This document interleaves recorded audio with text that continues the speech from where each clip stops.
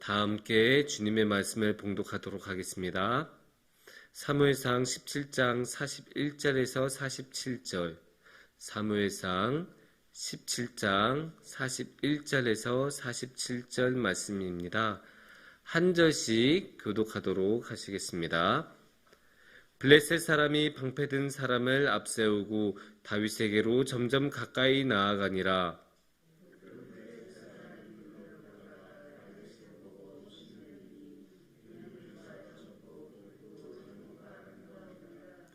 블레셋 사람이 다윗에게 이르되 네가 나를 개로 여기고 막대기를 가지고 내게 나아왔느냐 하고 그의 신들의 이름으로 다윗을 저주하고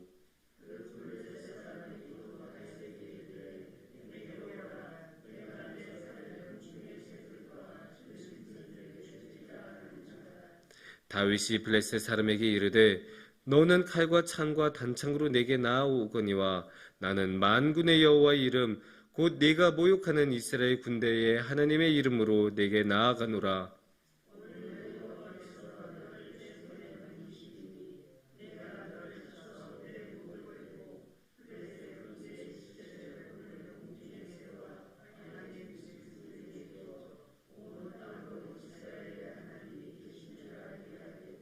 함께 읽겠습니다.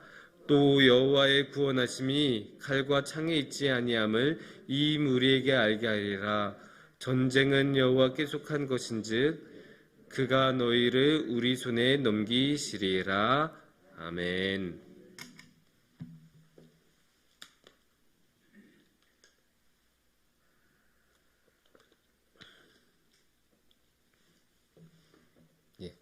제가 고등학교 때 좋아하지 않았던 과목으로 수학이 있습니다.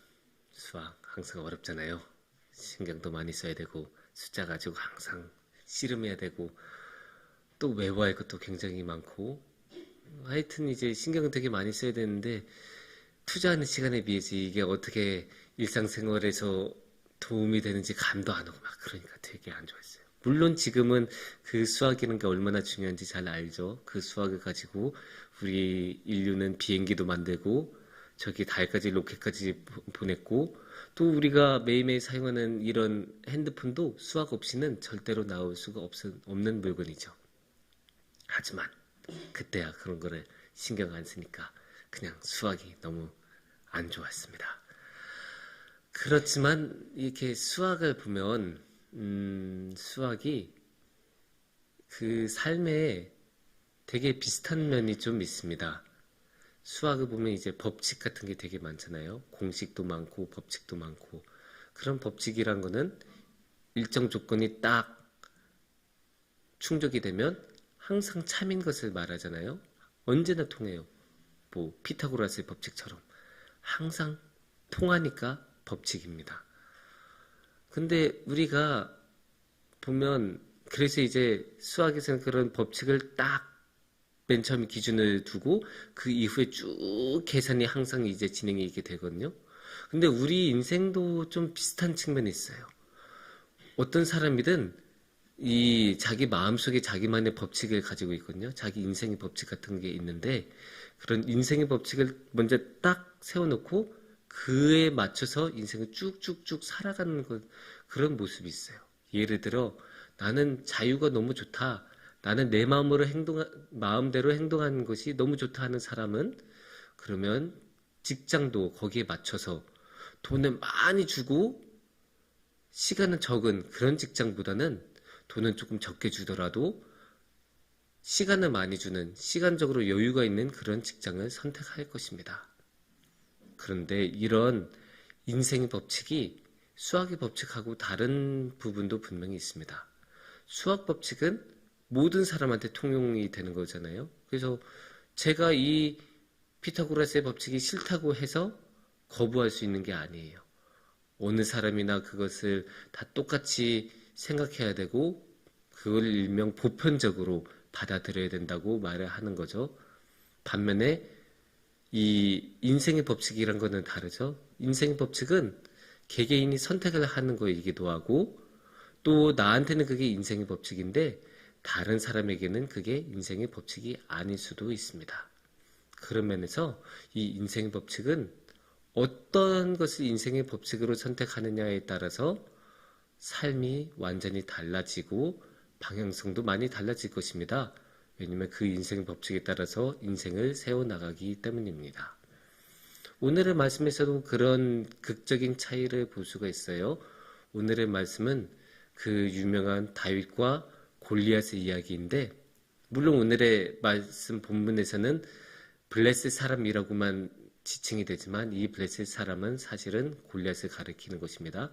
그래서 이 다윗이 가지고 있는 삶의 법칙하고 이 골리앗이 가지고 있는 삶의 법칙하고 이게 부딪히는 그런 장면으로 볼 수가 있습니다. 예. 사실 골리앗과 다윗은 너무나 다른 사람들이죠. 그러니까 인생의 법칙도 그만큼 다를 수밖에 없었을 것입니다. 골리앗은 생각해 보세요. 골리앗은 블레셋 사람이었고, 블레셋 민족은 전통적으로 해안가에 사는 사람들이었고, 그리고 이제 군인이었고, 그 유능한 장수로서 전장을 많이 누비고 다녔었겠죠. 반면에 다윗은 유대인 사람이었으니까 또 하나님을 믿는 사람이었고, 또 이제 군인 같은 거 아니었죠. 그냥 집에서 목축을 하고 양을 기르니까 집에서 양치게 하는 그런 어린 사람이었죠. 그리고 이제 아직도 부모 밑에서 보호를 받고 있는 그런 미성년이었을 가능성도 높습니다. 이렇게 둘이 많이 차이가 나니까 삶의 모습도 그만큼 많이 차이가 났을 거예요. 그래서 이 골리앗이 가지고 있는 군인으로서의 그런 정체성도 있었을 것이고, 그럼 군인은 무엇입니까? 당연히 전장의 법칙에 따를 수밖에 없겠죠. 전장이 얼마나 삼엄합니까? 실수 하나만 해도 곧바로 목숨을 잃는 그러한 곳이 전장이잖아요. 거기에 전장은 항상 아군하고 적군, 나, 대적자, 항상 이렇게 나뉘는 곳이 그런 전장의 법칙이 아니겠습니까? 그래서 이제 이 골리앗을 보면 자신이 속한 블레셋이 아닌 이 유대 민족에 대해서는 얼마나 삼엄하게 이야기하고 그 비난하고 저주하고 조롱하고 모욕했는지 몰라요. 거기에 이제 이 사람은, 이 골리앗은 전쟁 법칙에 따르니까 전쟁에서는 무엇이 중요합니까? 항상 무기가 중요하죠. 그래서 완전 무장을 하고 45절에 보면 이런 식으로 다윗은 이야기를 하고 있죠. 칼과 창과 단창으로 내게 나오고 있다. 그러니까 골리앗이 칼과 창과 단창으로 이제 완전 무장을 하고 있다는 거죠. 그런 식으로 당연한 거예요. 이제 골리앗은 그런 모습이 당연한 건데, 그의 반면에 다윗은 어떤 모습으로 골리앗에게 나왔습니까? 43절을 보면 막대기 하나 가지고 나왔다고 해요. 그런 모습을 보고 골리앗은 오히려 격분합니다. 아니, 네가 나를 개로 여기느냐? 양치기 할 때는 쓰는 막대기 하나 가지고 나와? 지금 너가 여기 어딘 줄 알아? 여기 전쟁이야, 전장. 너 무기 안 들고 무장 안 하고 갑옷 안 입으면 너 3초 컷이야.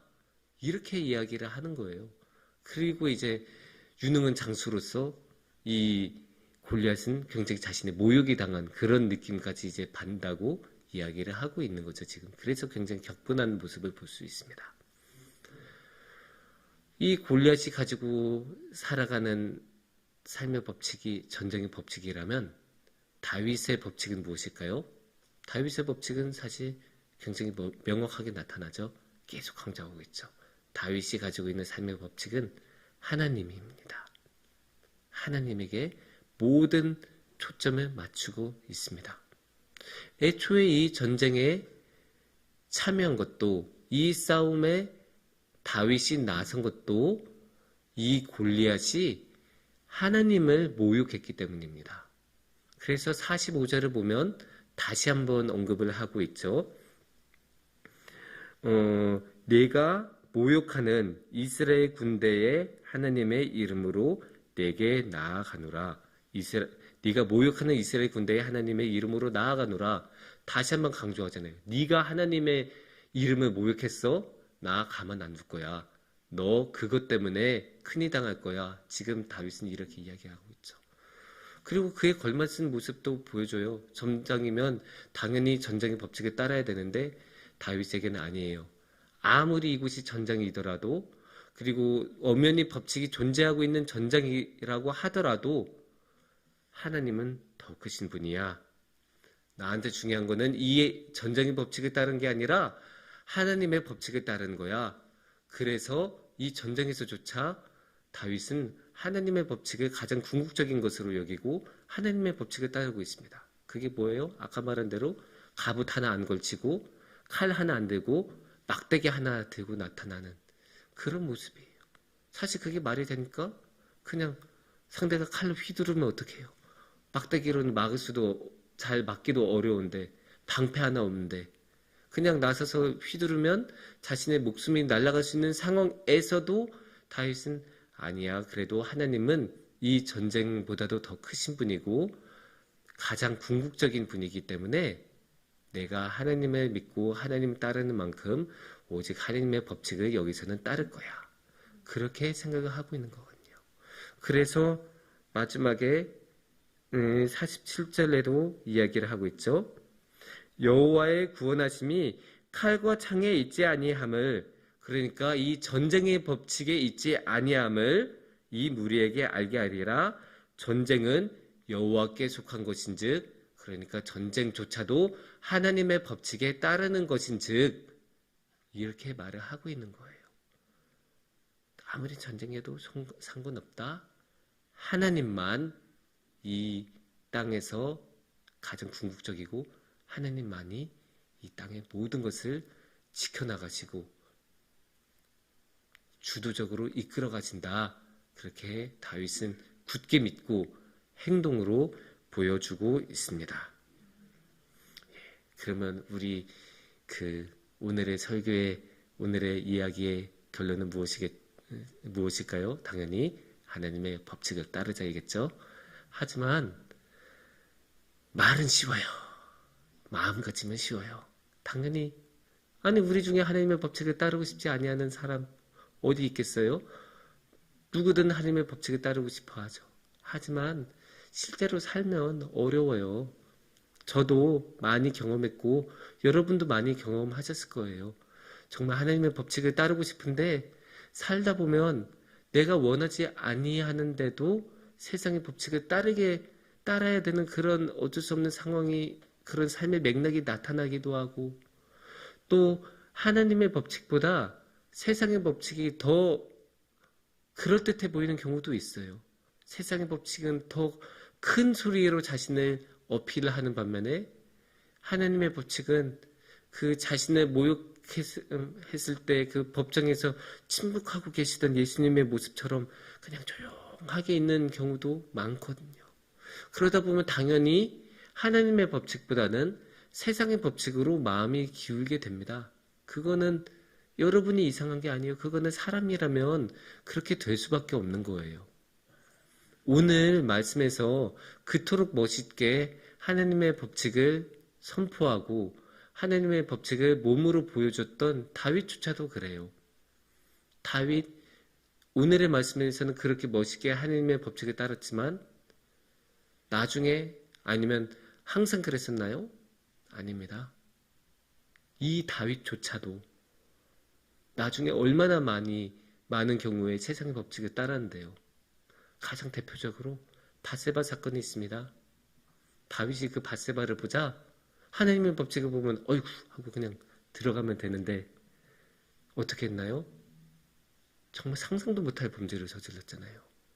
남편이 있는 여자를 빼앗고 그런 범죄를 은폐하려고 시도하고 마지막에는 심지어 그 남편을 죽음에 이르도록 자신이 적극적으로 관여를 했죠. 어떻게 그렇게 악한 범죄를 저질렀을까요?